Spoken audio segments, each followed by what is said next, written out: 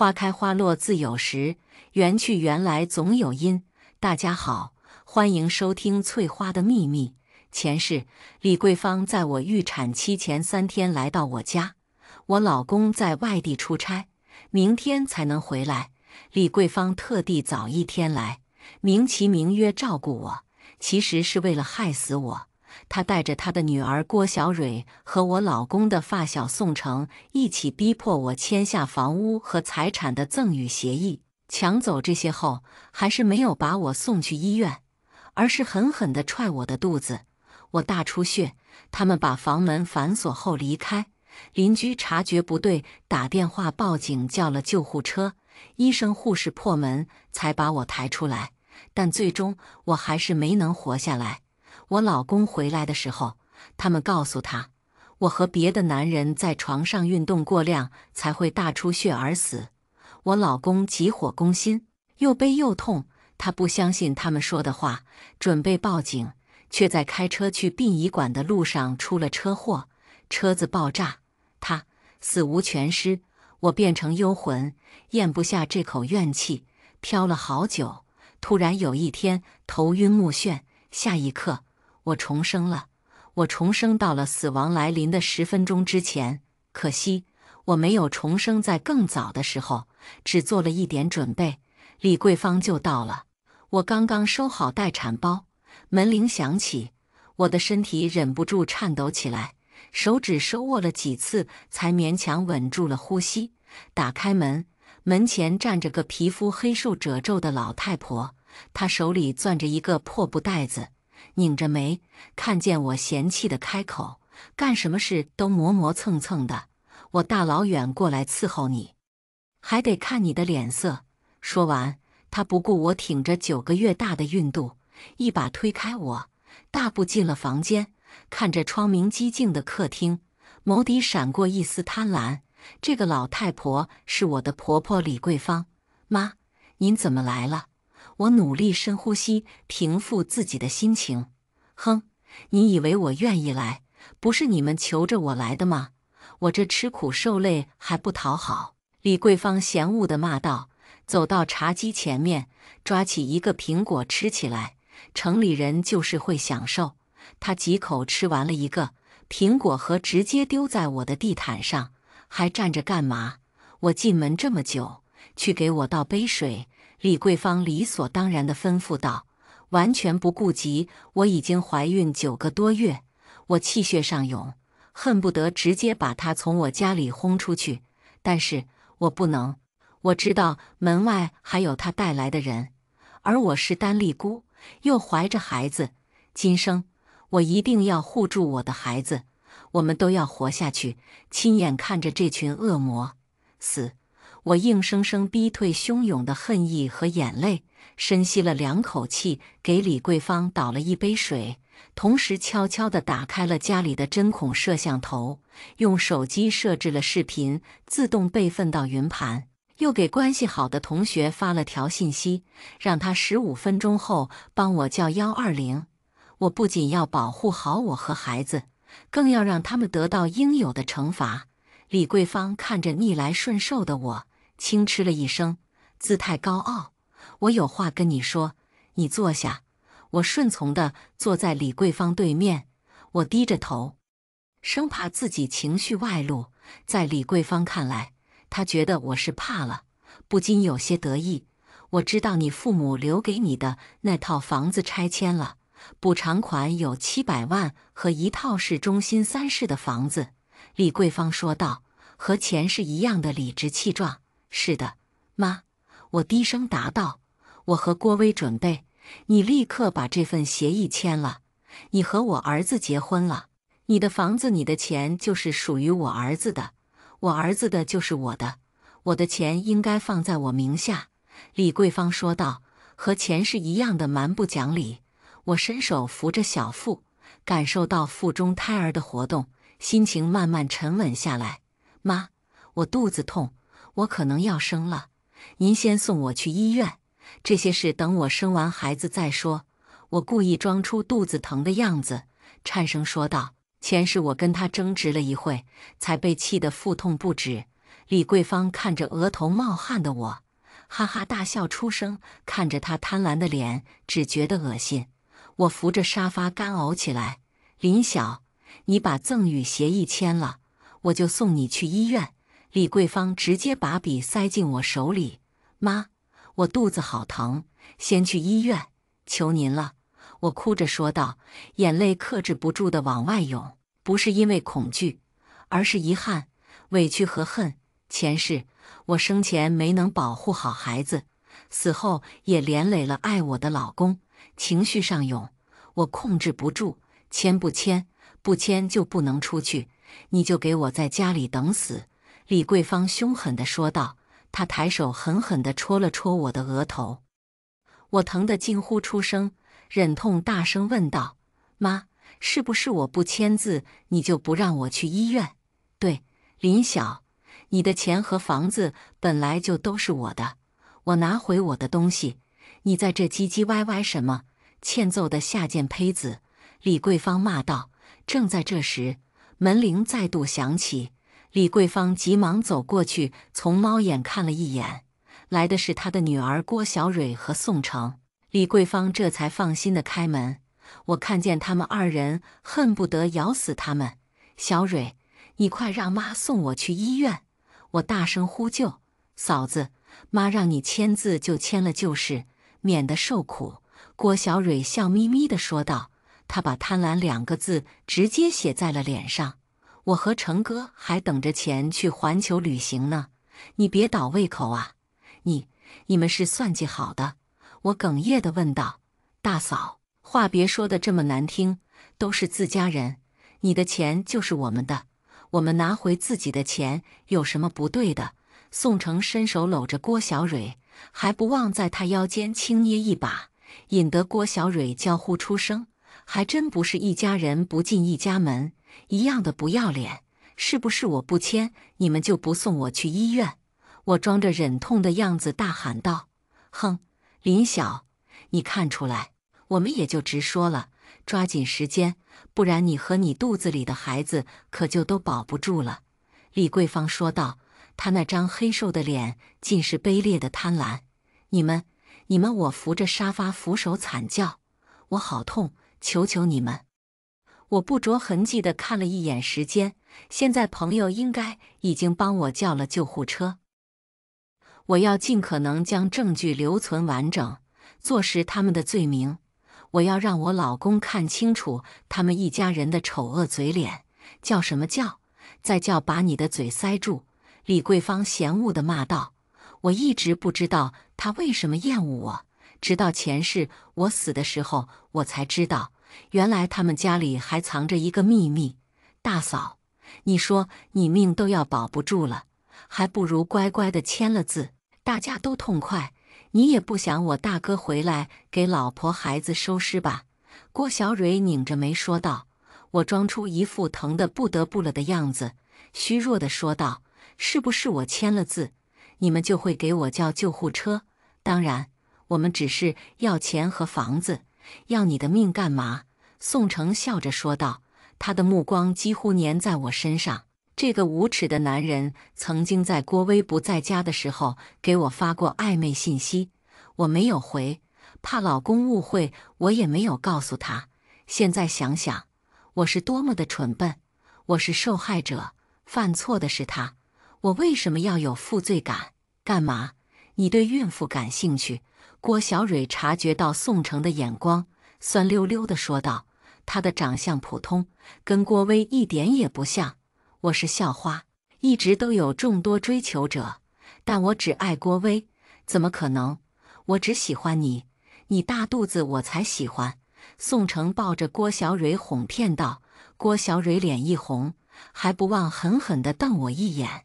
大嫂，你就别想着勾引宋成帮你了，他是我的人，勾引我他妈的看见你们都想吐，签不签？哪那么多废话，还是不够疼。李桂芳说话间四处看了看，抓起我和郭威看的育儿书向我扔了过来，我急忙伸手挡了一下，书掉在了地上。我双手护住肚子，尖叫出声，妈，不要打我的肚子，放过我的孩子！我签，我签！我哭着喊道。李桂芳冷嗤了一声：“早这样不就好了？敬酒不吃吃罚酒，我看你就是犯贱！”郭小蕊一把抓起转让协议和笔：“快点！”我双手颤抖地签了字。郭小蕊看了看我签的字，满意的向李桂芳递了一个眼神。银行卡拿出来，我要去取钱。我指了指挂在墙上的包。郭小蕊大步上前，直接把包背在身上。反正你也用不上了，我不嫌二手。密码？郭小蕊一边照着镜子，一边问道。我靠在沙发上，一副疼得虚脱的样子。你哥的生日？我怎么知道他的生日？郭小蕊不耐烦地说道。我知道，我知道，我陪你去。每年你哥生日他都请吃饭，我记得清楚。宋成伸手拦着郭小蕊说道。他们猴急着去取钱。妈，那我们可先走了，这里就交给你了，做得干净点，别留下什么把柄。郭小蕊说道。我脸色骤然一白，他们来就没准备让我活下去，你们要干什么？小蕊，你不是说我签了字就给我叫救护车吗？我做出一副努力支撑的样子，问道。大嫂，别以为我们不知道你们城里人的心思，送你去医院，你生完孩子一报警，我们不是全完了？现在你不死，死的就是我们。郭小蕊恶毒地说道。所以，大嫂，你去死吧！黄泉路上还有孩子陪着你，不孤单。说完，郭小蕊拉着宋成离开。宋成一句反对的话都没有说，跟着郭小蕊出门。妈，我肚子里是郭威的孩子，郭威是您的亲儿子啊！我哭着说道。呵，看你快死了！告诉你爸林晓，郭威根本不是我的儿子，他那个贱种妈也是被我在生产前弄死的，可惜他命大活了下来，所以他有没有后跟我没有半毛钱关系。李桂芳狠厉地说道，一脚踹在我的肚子上。我早有防备，他这一下只是踢到了我的手，我顺势倒在地上惨叫出声，救命啊！我流血了。我看着他，一脸绝望，还不忘装的疼痛无比。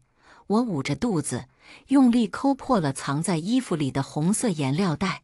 他看着我鲜红的裤子，满意的一笑，一把夺过的我的手机就往厨房走。不要把我的手机丢进池子里，我喊道。李桂花站在厨房门口，向我笑得阴险。吧嗒一声，我的手机被丢进了洗菜池，瞬间被水淹没。妈，你们这是谋杀呀！我哭喊道。李桂芳冷笑了2声，拎着自己的破布包转身就走。我怎么就谋杀了？我不过是来照顾我儿媳妇生孩子的。我现在出去买菜。人生地不熟要很久很久。我回来的时候，你死了，也是你自己不小心，关我屁事。妈，你不能这样啊！我继续悲悲戚戚。李桂芳转身就走，吧嗒反锁上了我的房门。我靠在沙发上，汗水已经湿透了我的衣衫。深吸一口气，我迅速地起身，几步走回卧室，将房门迅速反锁。在救护车来之前，我不会让任何人进门。过了2分钟，我慢慢地走到窗户旁，小心地看了一眼，李桂芳已经到了楼下。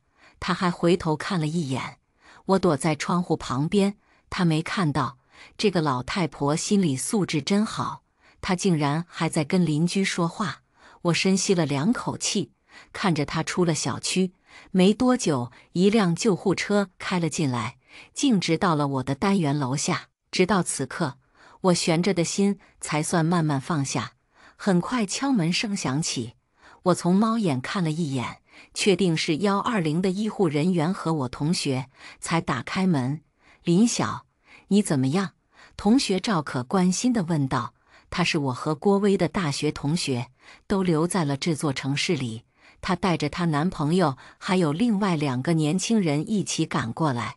我紧绷的神经终于舒缓了下来。我没事。我正说着话，羊水真的破了，剧烈的疼痛感袭来。我说不出话，孕妇要生了，快上担架！医生护士上前，我被人抬了起来。我抓着赵可的手，赵可，等郭威回来你再走，别让我婆家人靠近我和孩子，拜托你。我忍着痛对赵可说道：“你放心，我一直在，有我在。你和孩子一定没事。”赵可郑重地说道。我这才放心地松开手，眼泪顺着脸颊滑落。宝宝，我们终于安全了。赵可跟着上了救护车，他拉着我的手。郭威已经在回来的路上，他专门给我打电话，让我带着人来陪你，说你可能有危险。你们两口子，这是心有灵犀了。我昏昏沉沉地听见了赵可的话。一到医院，我就被送进去，剧烈的疼痛让我短暂的意识模糊。在医生护士的全力帮助下，2个小时后，我顺产生下了儿子。看着他皱巴巴的小脸，我忍不住哭出了声音。我的孩子，前世我连面都没有见到，今生我们终于可以相拥了。医生护士安慰了我几句，把我送进病房。刚刚安稳好，李桂芳就冲了进来，她直接往我跟前冲，那架势像是要掐死我。赵可急忙上前拦住她：“你干嘛？你干嘛？我是她婆婆，我来照顾她，你们都走。”李桂芳黑漆漆的脸上尽是危险的寒意。我大喊道：“你别过来，林晓，你懂不懂事？我是你婆婆，我来就是照顾你的，竟然还有几个男人在，成何体统？你们还不快走！”李桂芳有些急了，吼得声嘶力竭。李桂芳一把推开赵可，又准备推赵可的朋友。3个男人挡在我床前，他们不能动手打李桂芳，但他们站在那一动不动。报警！报警！我大喊道：“儿媳妇，我是你婆婆，我好心过来陪你，你报警！你是不是在外面偷人了？这几个哪个是你的奸夫？”李桂芳破口大骂道。她站在病房中间，口吐芬芳。我从来没有听过如此低俗肮脏的咒骂，加上刚生完孩子，身体虚弱，我只觉得一阵眩晕。赵可和他的朋友们自然也没有见过这阵仗，几人都懵了，脸色涨红。李桂芳趁机想冲到我和孩子身边，忽然被一个人拽住了胳膊。“你干什么？”一声熟悉的怒吼把我从迷茫的困顿中惊醒。我错愕地抬头看过去，我的老公郭威狠狠地拉住李桂芳的胳膊，眸光凶狠地瞪着她。李桂芳愣住了：“你怎么回来了？你不是明天才……我不回来，让你害死我的妻儿吗？”郭威直接将李桂芳拉到了一旁：“你现在就给我回去，我的事不用你管，我媳妇不用你伺候，我们也用不起你，你有你的宝贝女儿就够了。”李桂芳被推得一个趔趄，差点摔倒。她愣了一下之后，直接一屁股坐在地上，接着嚎啕大哭起来：“快来人，快看看呐！我上杆子伺候儿媳妇，还要被儿子打，2个天杀的没良心的，我可太命苦了！”李桂芳扯着嗓子大喊。不一会，病房里的家属们不满地出门。这里是产房，不少刚刚生产的新手妈妈在休息，还有一些在待产，大家都需要休息。被他这么一吵，妥妥地激起民愤。护士和保安急忙赶了过来。这里是医院。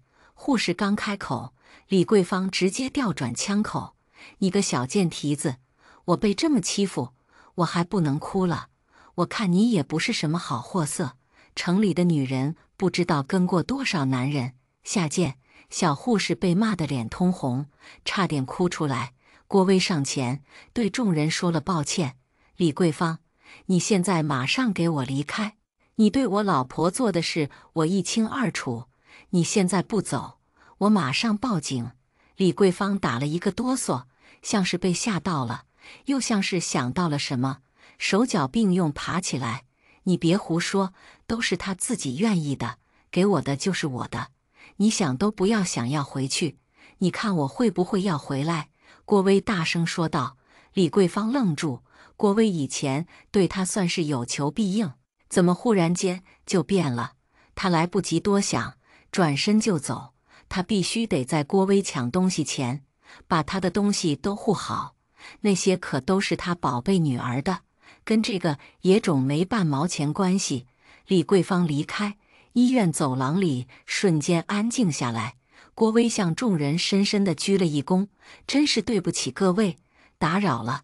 大家见郭威态度诚恳，又见李桂芳那样，对他多了几分同情，都没说什么，各自回去。郭威进门，让赵可帮忙给每个病房和护士都送一个果篮，大家的不满情绪算是彻底散去。郭威走到我床边，一把将我拥在怀里。对不起，小小，让你受苦了。郭威抱我抱得格外用力，像是要把我揉进他的身体一样。我呼吸一颤，猛地意识到，老公，你也……郭威用力点点头，惊愕地看着我。小小，你也……我点点头，眼泪忍不住地掉下来。我们竟然都重生了，或许是老天有眼，不忍看着我们两个良善之人被恶人害死，才给了我们重生的机会。郭威，你妈到底是怎么回事？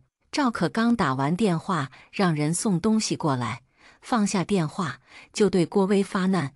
郭威起身向着赵可深深地鞠了一躬，赵可吓得差点原地跳起来。你干嘛？你要遗体告别呀你？赵可，谢谢你救了小小和我们的孩子，以后你有任何需要我都义不容辞。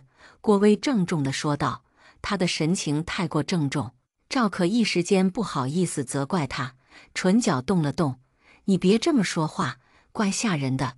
赵可，你和他们先回去，这里有我就好，我会照顾好小小。等我把所有事情都处理好，我再请你们一起吃饭，到时候我会跟你说清楚。郭威说道，好吗？你们两口子小心点，我看那个老太婆不是好惹的样子。赵可叮嘱了几句，又看了看孩子，才带着她男朋友和另外2个朋友离开。房间里剩下我和郭威2个人，我们四目相对，一起轻笑出声，接着又一起哭了起来。死后重逢在生前，这得是多么大的福气！好一会我们才平复了情绪。老公，看看咱们的儿子。郭威抱着孩子，眼泪控制不住地往下掉。这是他第一次抱自己的孩子。好一会我们的情绪都平复下来。你是什么时候回来的？我问道。郭威擦了擦眼泪。李桂芳去我们家的时候，我立刻就往回赶。我怕你吃亏，就让赵可带人先去接你们。你呢？李桂芳进门前10分钟，我开了监控，做了简单的防备，来不及走，他就来了。我答道。我们2个聊了很久。郭威说起前世，他死的时候，听见李桂芳和郭小蕊高兴地说：“死了好啊，死了他们又能拿到多一笔的保险金，好歹一起生活了这么多年，他怎么这么狠？”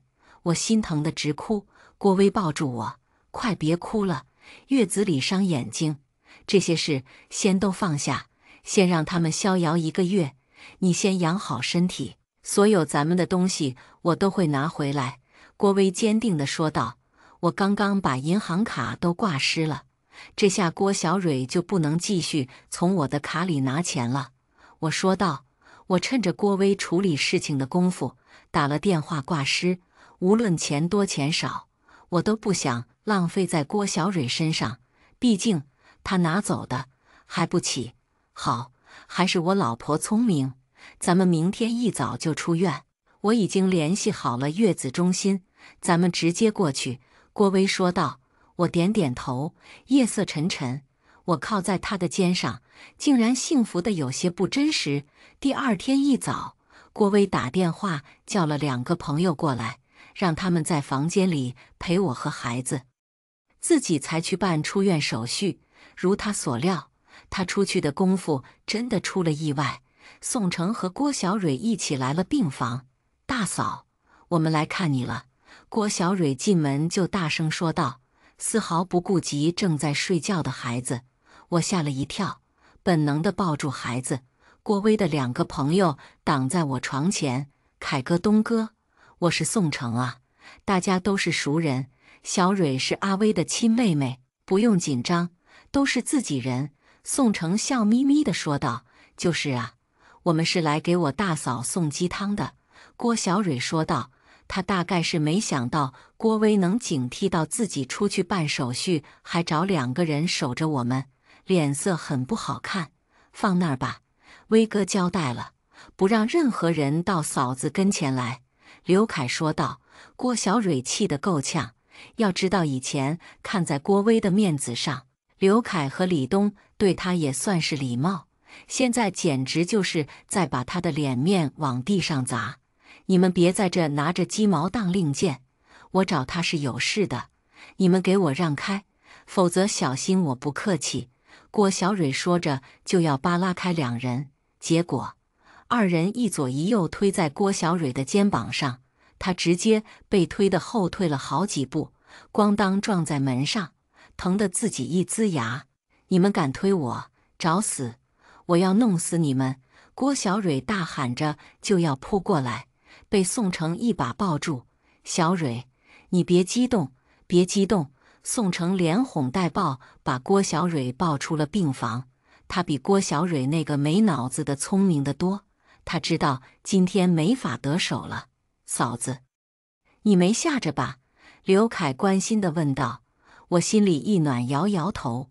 刘凯、李东、宋城都是跟郭威一起长大的朋友，只是宋城心眼多，总是爱占小便宜。渐渐的，刘凯和李东就不跟他一起玩了。只有郭威舍不得幼年的情谊，对宋城多有帮衬，却帮出一个白眼狼。这回郭威也回来了。听李东说宋城和郭小蕊来过，暴躁地深吸了好几口气，才算是平复下来。老婆，咱们先去月子中心，其他的事都不急，现在你身体最重要。郭威温声说道。我点点头。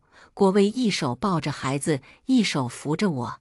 刘凯和李东帮忙拿东西，其实东西真不多，只有一个待产包。我给孩子准备的其他东西都没有带出来。很快我们到了月子中心，郭威再三确认过月子中心的安保。威哥，你放心吧，我姐开的月子中心，我让他安排保安多巡逻几次。刘凯说道。谢谢你，刘凯，还有李东，今天这份情谊我郭威记在心里了。郭威郑重地说道，眼眶都红了。你看看你，这话说得多见外，咱们可是穿着开裆裤长大的兄弟。再说，我俩也没干啥，你要真是谢我们，等满月酒的时候，多跟我俩喝几杯。刘凯笑呵呵地说道。一定。刘凯和李东都没多留，2人硬塞给郭威2个大红包后，一起离开。月子中心很安静，郭威给我买的是豪华套餐，我的套间里就有孩子需要的一切东西。也就是说，整个月子，我和孩子都会在他身边。郭威大概是吓坏了，他连去上个厕所都要把门反锁上，弄得我哭笑不得。老公，你不用这么紧张，他们又找不到咱们。我拉着郭威说道，你今天的运动量够了，快坐下，我给你倒热水洗洗手，一会该给宝贝喂奶了。郭威扶着我坐下。这1个月，我感觉自己就像个瓷娃娃，站着坐着走着，郭威都怕我伤到。我心里感动也酸涩，经历一遭生死，我们以后的生活方向也会发生改变。郭威给我们的儿子起名天佑，虽然有些老土，但包含了他对孩子的期待和祝福。转眼1个月时间过去，我们回到家，也到了我们该算账的时候。郭威报了警，警察来得很快，是一男一女2位警官。我们提供的证据链完善，李桂芳和郭小蕊、宋城3人涉嫌故意杀人未遂、抢劫勒索，金额巨大。我们一定会严肃处理，警察同志承诺道。我和郭威再三表示感谢，正要送他们出门，就听见门口传来砸门声。郭威、林晓，你们给我开门，大家快来看看呐！儿子娶了媳妇忘了娘，儿媳妇还带人把婆婆从家里打了出去。李桂芳一边拍我们的门，一边嚎啕大哭着喊道。屋里的警察都愣住了，他们大概也从来没见过如此颠倒黑白又嚣张的人，简直太欺负人了。女警气得脸色涨红。队长，咱们直接把人抓走，看他还敢不老实。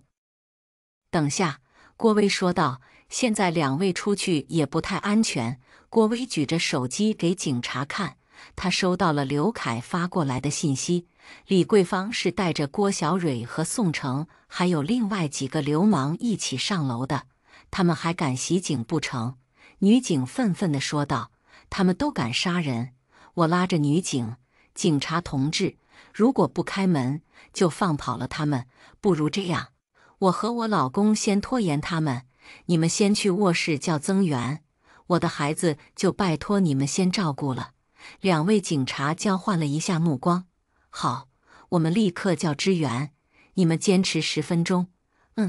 我和郭威点点头，把2位警察和孩子一起反锁在房间里。我压低了声音，这次进去，他们应该就出不来了。郭威点点头，等会你小心些，躲在我身后，我新账旧账跟他们好好算算，你也别冲动，安全第一。我叮嘱道。郭威应声，打开门，李桂芳正在拼命敲门，门猛地一开，她直接摔了一个狗吃屎。哎呦，你们敢打我！李桂芳大喊道。郭威冷哼一声，要说话就进门，不说就出去。李桂芳手脚并用爬了进来，一只脚故意挡在门口的位置。郭威自然明白他的用意，拉着我先往客厅走。我们刚坐在沙发上，郭小蕊和宋成就带着人冲了进来。大哥大嫂，你们总算是出现了。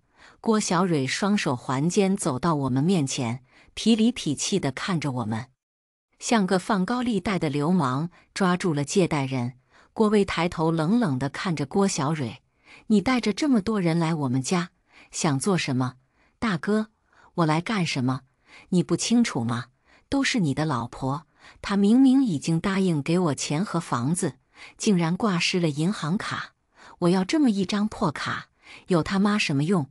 郭小蕊把卡直接摔在茶几上，为了表现自己的愤怒，她一脚踹翻了我家的垃圾桶。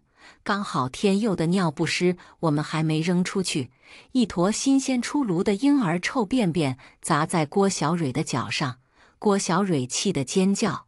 宋成脸上瞬间划过嫌恶的表情。小蕊，先办正事。宋成提醒道。林晓，你快着点把新卡给我，这件事就算了，不然后果自负。郭小蕊威胁道。郭威、林晓，别以为你们能跑得了，跑得了和尚跑不了庙。李桂芳上前骂道。小贱人竟然敢算计我们，这下知道怕了吗？李桂芳以为我和郭威不说话就怕了。你们做的那些事，你们不怕吗？郭威冷声问道。要是没有我，你小时候就饿死了。你现在给我养老是天经地义的事。李桂芳说道。我拿回我的房子和我的钱，谁敢说一个不字？对，本来就都是我妈的。这次你们别想蒙混过关，我们拿不到钱，你们就别想动。郭小蕊说道。郭威抬头，郭小蕊本能地打了一个哆嗦。郭威看向他旁边的宋成。宋成，你上次跟着他们2个一起要谋杀我老婆，我没有，怎么能说是谋杀呢？宋成有些慌乱地说道。你不知道他们来干嘛？郭威逼问道。我只是陪小蕊来拿东西的。宋成急忙说道。呵呵，郭小蕊，看看你找的男人，还没怎么样呢，就在跟你划清界限，真要是出了事，他能帮你才怪。我讽刺地开口。郭小蕊一向没脑子，不过2句话就成功的激怒了他。宋城，郭小蕊用力推了宋城一把。宋城，你这是什么意思？难不成你想这2个人以后只记恨我们母女？李桂芳不满地说道。郭威握了握我的手，警方的支援马上就到，我们还有屋子里面的2个人证，只要宋城认了，他们3个人的蓄意谋杀未遂罪就坐实了。不是小蕊，阿姨，我不是那个意思。宋城急忙解释，但又不知道怎么解释。宋城，你要是还想跟我好，就给我男人点，咱们这么多人，还怕他们2个人？你个怂货！郭小蕊骂骂咧咧。宋城一咬牙，终于很爷们地说道：“对，我们当时就是计划要让嫂子1尸2命，拿了她的钱和房子。等你回来的时候，就说她出轨了，跟别的男人厮混才会死。”郭威因为愤怒，双手都在颤抖。前世他们就是这样说的，我刷得起身。你们这群人渣，为了点钱，把我到底当成什么了？你本来也不算个什么。宋城胆子大了，算我们的提款机，就是能为我们死也是你的荣幸。郭小蕊说道。还废什么话？小蕊，你去把那个小杂种抱出来。你们不是想要孩子吗？那这钱就算是你们为了孩子给我们的。李桂芳狠厉地说道。郭小蕊刚转身，这时楼下警笛大作。怎么回事？李桂芳他们带来的人吓了一跳，有个年轻的跑过去看了一眼，看见楼下停了7、8辆警车，好多警车。我和郭威相视一笑。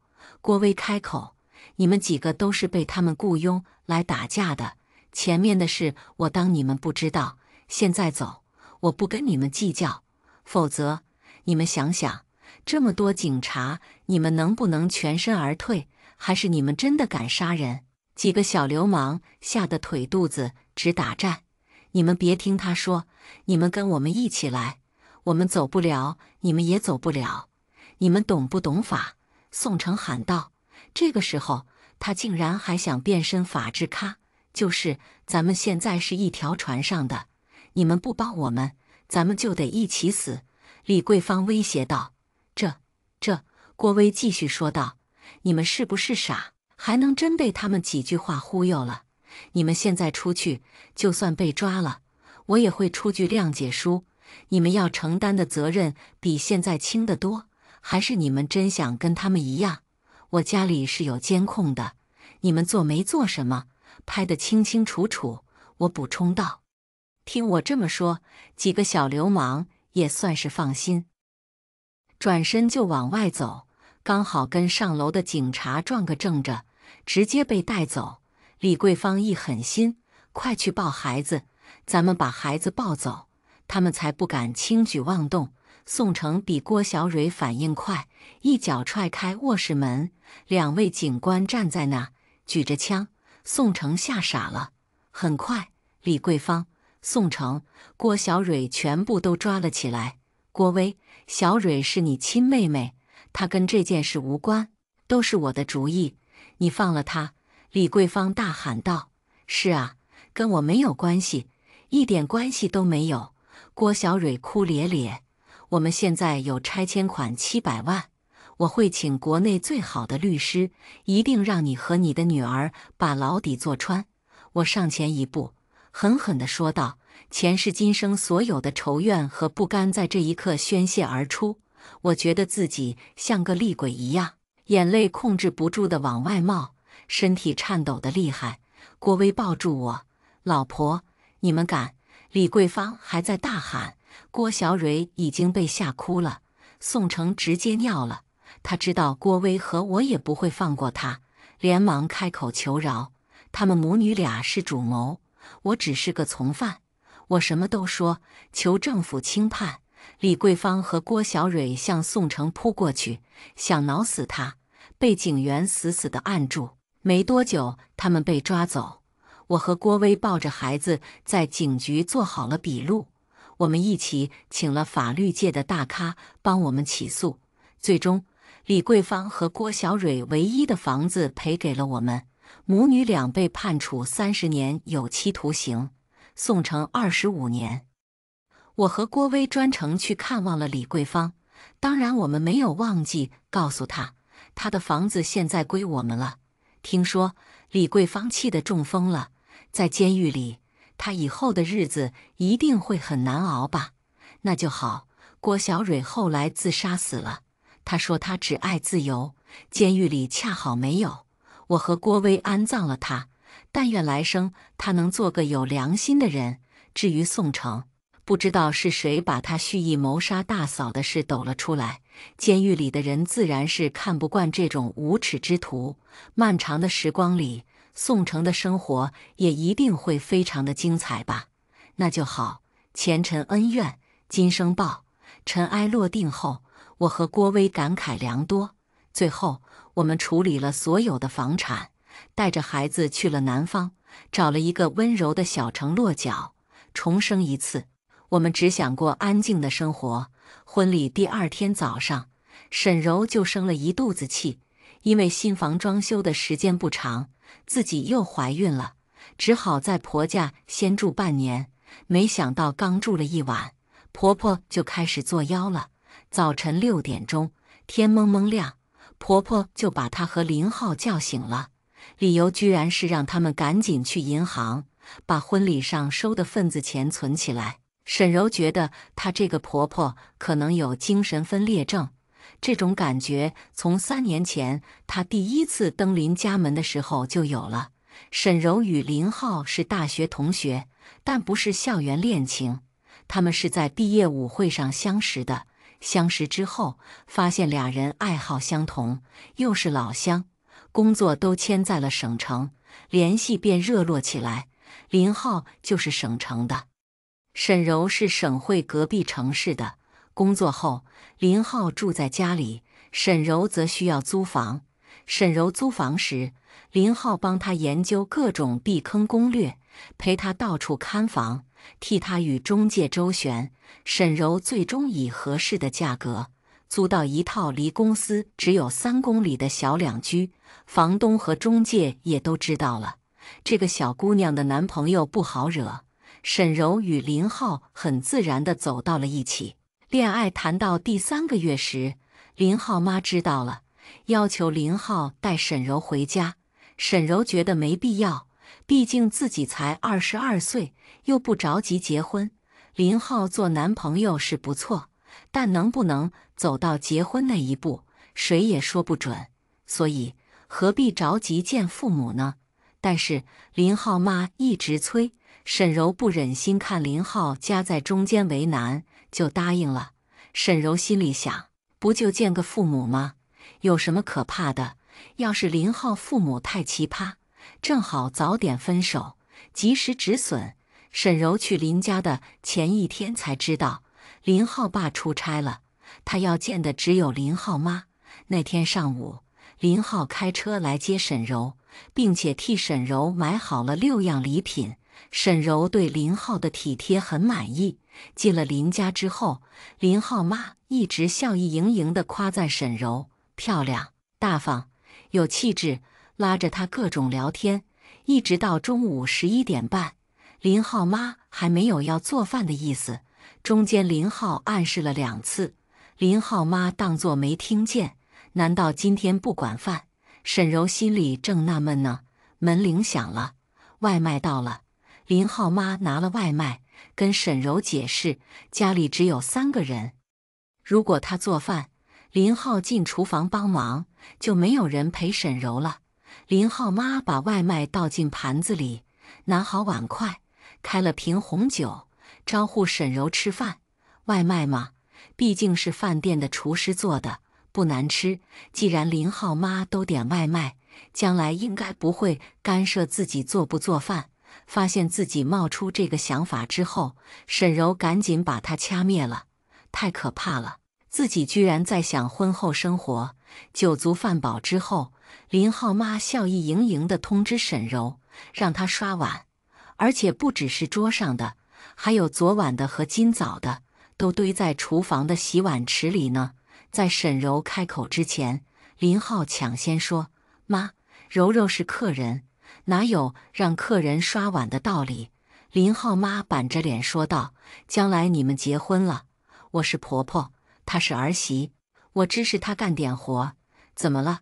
沈柔说：“阿姨，你自己也说了，那是结婚之后，现在我和林浩还没结婚，而且我觉得没有结婚的必要了。”三人又争辩了几句之后，沈柔本以为林浩妈会勃然大怒，将自己赶出去，正打算离开的时候，没想到林浩妈笑嘻嘻地掏出一个大红包，塞到沈柔手里，说她就喜欢沈柔的个性，要一直保持下去哟。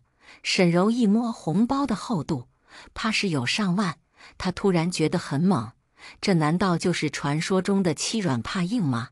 回到出租房，沈柔还是猛的，林浩也解释不了自己妈妈今天的反常表现。后面2年相处的还算正常，没有什么奇葩的事情发生。直到去年商量婚事时，林浩妈又开始作妖了。婚房方面，两家父母商量的是共同出资首付一套小3居的学区房，房产证写沈柔和林浩的名字，由他们俩共同还贷。彩礼和陪嫁方面，沈家父母的意思是按照当地的平均水准来，林家出12万彩礼，他们出12万陪嫁，用这个钱给小两口添辆车。12万，不好，这个数不好听，8万8吧，我们出8万8的彩礼，你们也给8万8的陪嫁，听上去多吉利呀！这是林浩妈提出来的。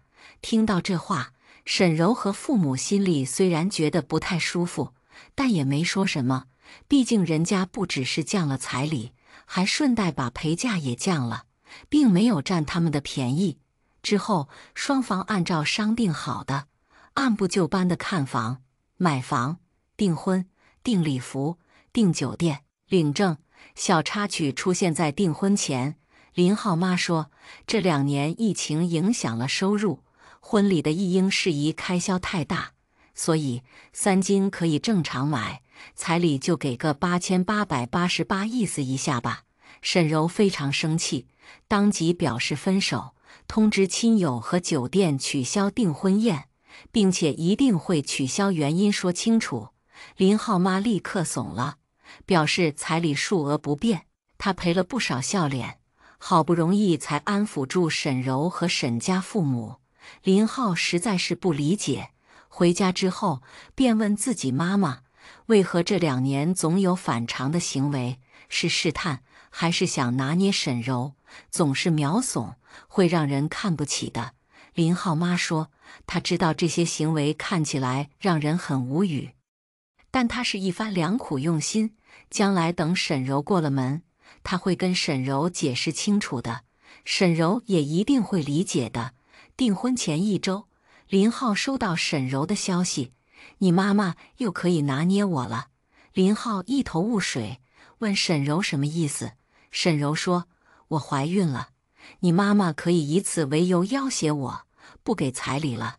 林浩的意思是先瞒着双方父母，订了婚，收了彩礼再说，但沈柔偏不，随即把医院的检查单子拍了照发给了林浩妈。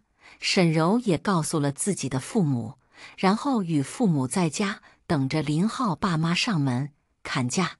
当天，林浩爸妈确实带着林浩上门了，但不是来砍价的，而是带着一堆礼品来赔礼道歉的。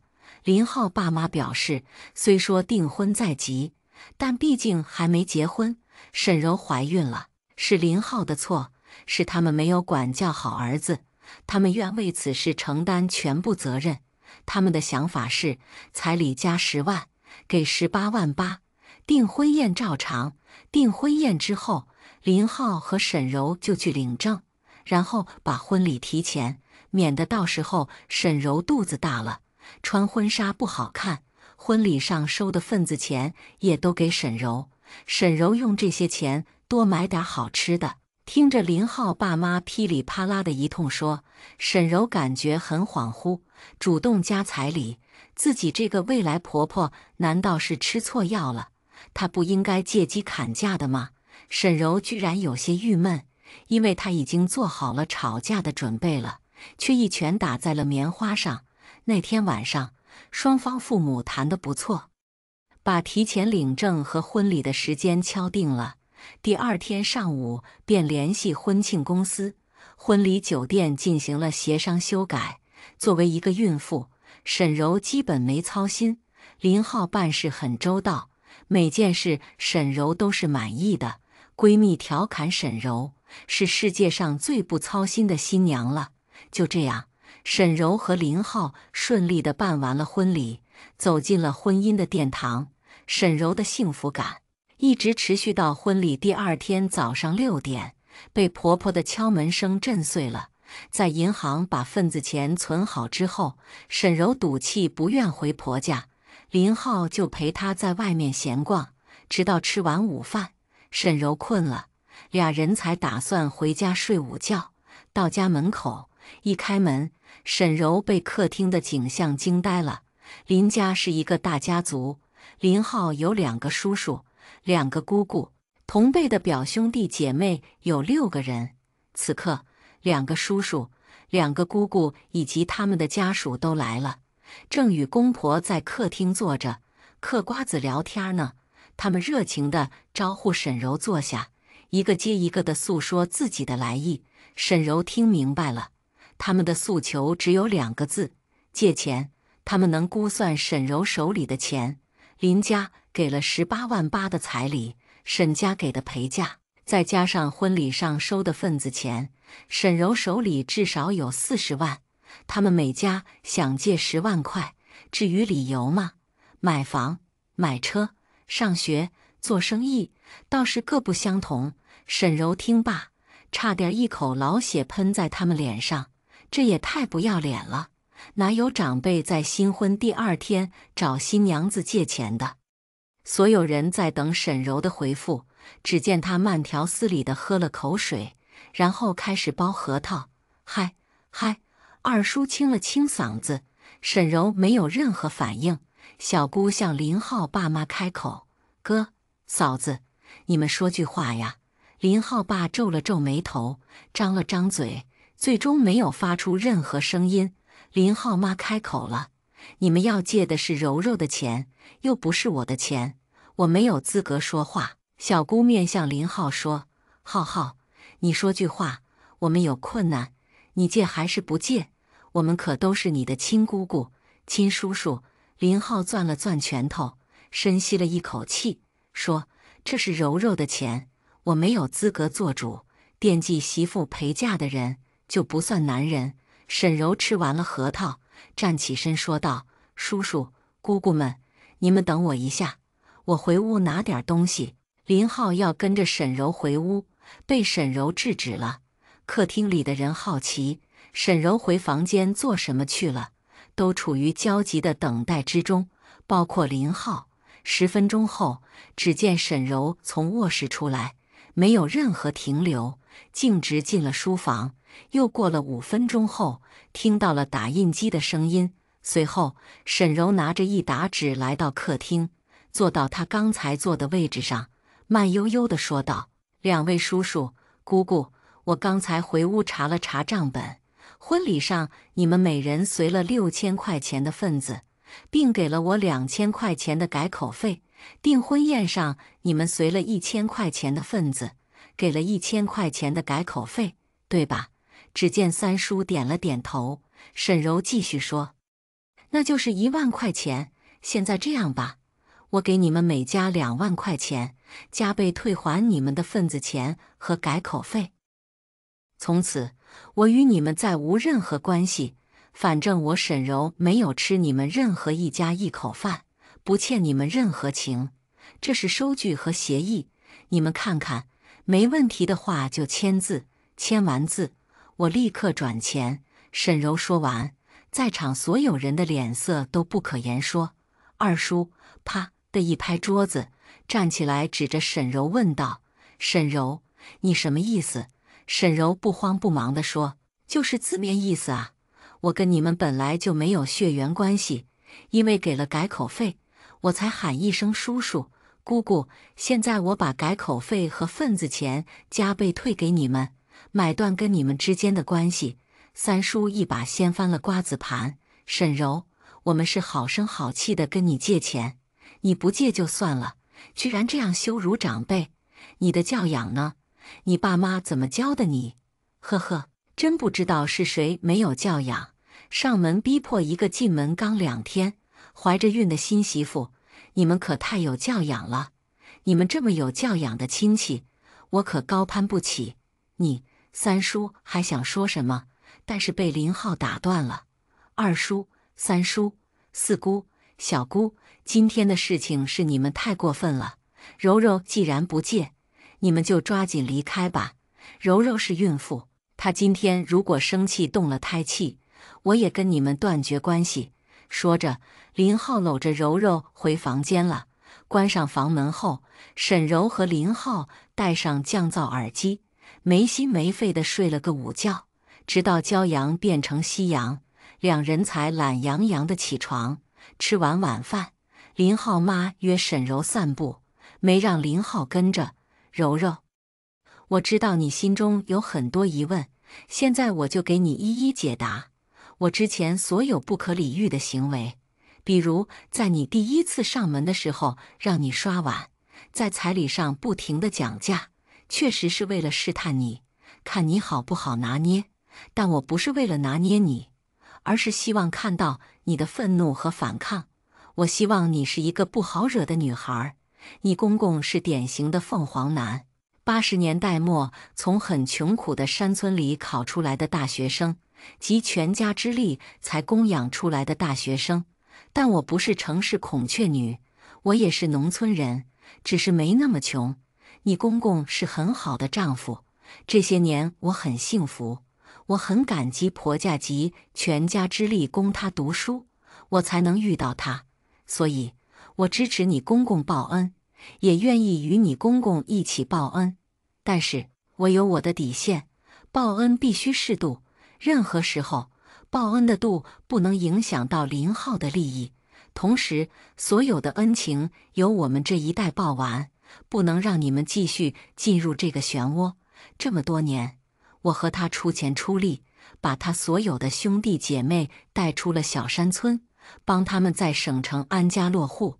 我觉得当年的恩情早就已经报完了，现在的帮助只是在做善事。我对他们越来越不满，是因为他们从来不知道自己解决问题，任何事情都需要我们的帮助。而且，只要知道我们手里有闲钱，就想借去用，拖个2、3年再还。今早我喊你们去存钱，是怕你和浩浩太善良，扛不住他们的糖衣炮弹，把现金直接给他们。要是存了定期，也算有个拒绝的理由。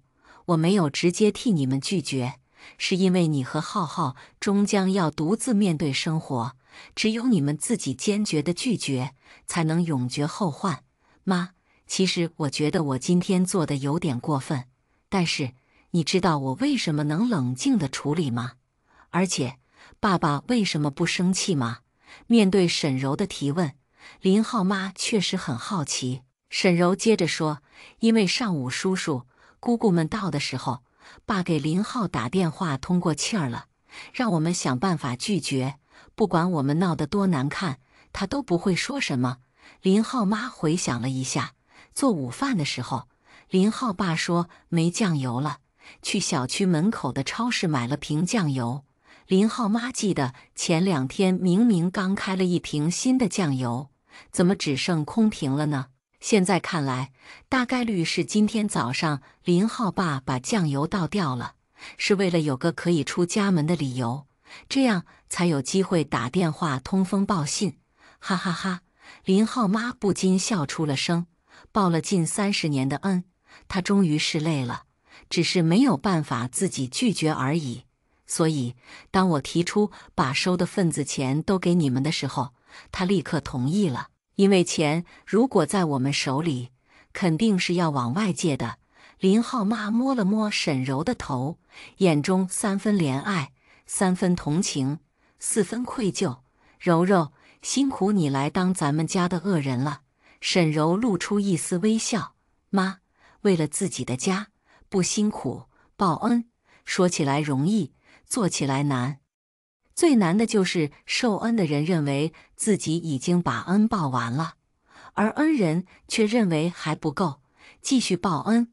受恩的人会生怨气，停止报恩；恩人会生怒气，这时候过去报的所有恩会归零，双方将会变成仇敌。公婆报了半辈子的恩，报够了，也报烦了，正处在可能反目成仇的时间节点上。公婆当了一辈子的好人，不愿意当恶人，可以理解。沈柔认为，在婚姻生活中，只有夫妻同心和握在手里的钱是实的，而亲戚的称赞不过是镜花水月，一场虚幻的开心。更何况邻家的亲戚只会占便宜，不懂得互惠，还是尽早摆脱吧。所以沈柔不怕当这个恶人，也乐意当这个恶人。婆媳俩走着走着，不约而同地转头相视一笑。经过今天这么一闹，日后林家的日子应该会太平很多。